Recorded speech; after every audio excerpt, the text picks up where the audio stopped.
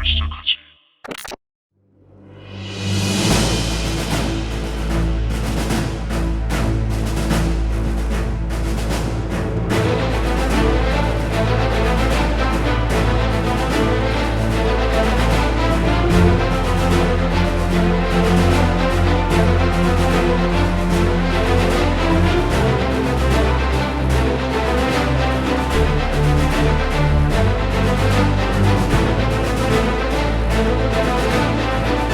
선서, 나는 헌법을 준수하고 국가를 보위하며 조국의 평화적 통일과 국민의 자유와 공리의 증진 및 민족문화의 창달에 노력하여 대통령으로서의 직책을 성실히 수행할 것을 국민 앞에 엄숙히 선서합니다.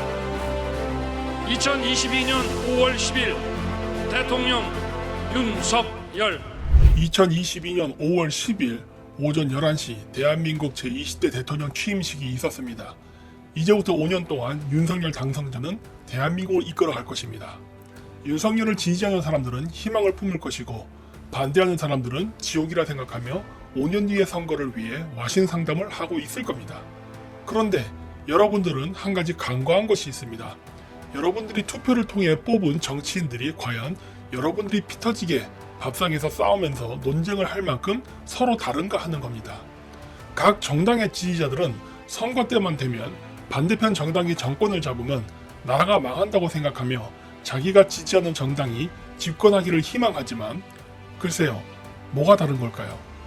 2021년 10월 29일 바티칸을 방문한 문재인 대통령은 프란치스코 교황을 만난 자리에서 비무장지대의 폐철조망을 녹여 만든 평화의 십자가 136개를 선물로 주었습니다.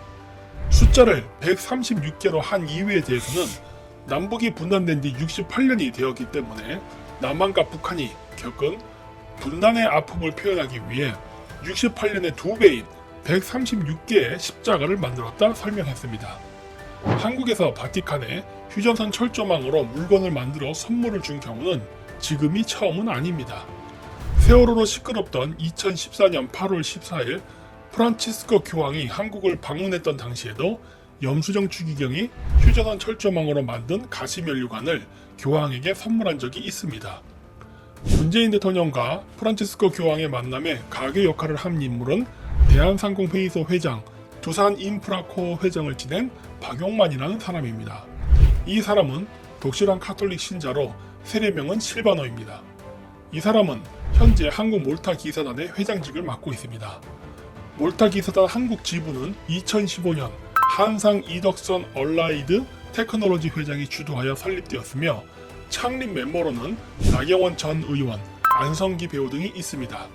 박용만 몰타 기사단 회장은 10월 29일 문재인 대통령과 바티칸을 방문하고 11월 5일 귀국하자마자 11월 10일 두산그룹에서 사임을 했습니다. 뿐만 아니라 그의 장남인 박서원, 오리콘 부사장, 차남인 박재원, 두산중공업 상무 역시 임원진에서 물러나서 지역사회에 대한 봉사, 소외계층 구호사업 등 사회사업에 힘쓸 것이라 발표했습니다. 박 회장의 사임과 바티칸의 방문은 그냥 우연의 일치일까요? 저는 이 기사를 보면서 손정희 회장이 갑자기 잘 투자하던 알리바바, 쿠팡, 우버, ARM을 포기한 것이 연상됩니다. 기껏 힘들게 개척해서 수익이 막 나르던 찰나에 갑자기 포기하고 글로벌 금융기업에 매각했던 사례와 매우 유사하기 때문입니다. 박용만 몰타 기사단 회장이 맡았던 대한상공회의소 회장의 후임으로는 SK그룹 최태현 회장이 2021년 3월 24일부로 임명이 되었습니다. 최태현 회장은 5월 17일 프란치스코 교황에게 가시면류관을 선물했던 염수경 추기경을 만나서 간단한 면담을 했습니다.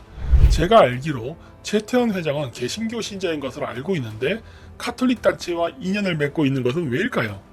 한국의 정치와 경제는 종교와도 무관하지 않은데 보통 좌파는 카톨릭, 우파는 개신교가 양분하여 장악하고 있으며 그 외에 종교를 가진 사람들은 발을 붙일 수가 없습니다. 불교나 무신론자의 경우라면 개종을 해야 정치적 활동이 가능할 정도로 한국의 정치는 기독교가 지배하고 있습니다. 그런데 이 둘은 서로 싸우는 것처럼 보이지만 사실 전 세계의 정체계를 양분하여 나눠먹고 있습니다. 따라서 한국인들이 좌우로 나뉘어서 서로 비난하는 것은 식민지 개척 세력들이 원하는 행동입니다. 윤석열 정부가 출범하고 바로 대외 외교 활동을 발표하면서 몰타 기사단 멤버인 나경원 전 의원을 다보스 포럼의 특사로 보내기로 결정한 것은 우연의 일치일까요? 문재인과 윤석열은 서로 앙숙으로 대립한다고 여러분들은 생각하고 있지만 두 인물의 배경에 몰타 기사단의 그림자가 보이는 것은 왜일까요? 이러한 결정은 윤석열 당선자가 2022년 4월 28일 다보스 포럼 회장인 클라우스 슈밥을 만나고 약 일주일 후에 내려진 결정입니다. 즉, 글로벌 세력은 한국의 좌파 우파 정권에 모두 영향을 끼친다는 것을 알 수 있습니다. 이번에 윤석열 정부는 청와대에서 용산으로 이사를 한다고 해서 한동안 언론이 떠들썩했던 적이 있습니다. 그렇다면 왜 청사를 용산으로 옮기는 걸까요? 그것은 아마도 미군 기지와 깊은 관련이 있을 것으로 추정이 됩니다.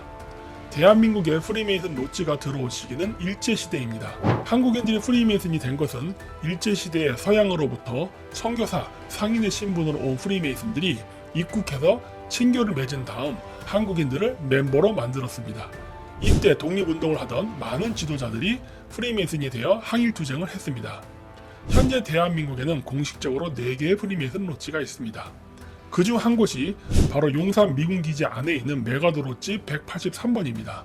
미군은 철수해도 로지는 그대로 남아있지 않을까 생각됩니다. 용산에서 철수한 미군들의 상당수는 세계 최대 미군기지인 평택으로 가게 될 것입니다.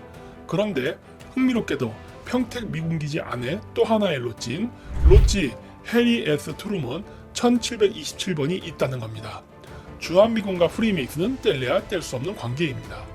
문재인 집권 초기 드루킹 사건이 나면서 폭로되었듯이 예수의 멤버들이 문재인 정권을 만드는데 큰 역할을 했습니다. 이번 윤석열 집권 기간에도 많은 우파 인사들이 비밀 결사에 가입하게 될 것이 예상됩니다. 그리고 늘 그랬듯이 한국의 좌파 우파 지지자들은 선동가에 휘둘려 촛불 집회, 태극기 집회를 하며 글로벌 세력이 먹기 좋게 대한민국을 잘 잘라서 바칠 것입니다. 선동가들은 이를 통해 부를 축적하여 부유해질 것입니다. 그리고 데모에 미쳐 광신적으로 참가했던 대중들은 더욱더 가난해질 것입니다.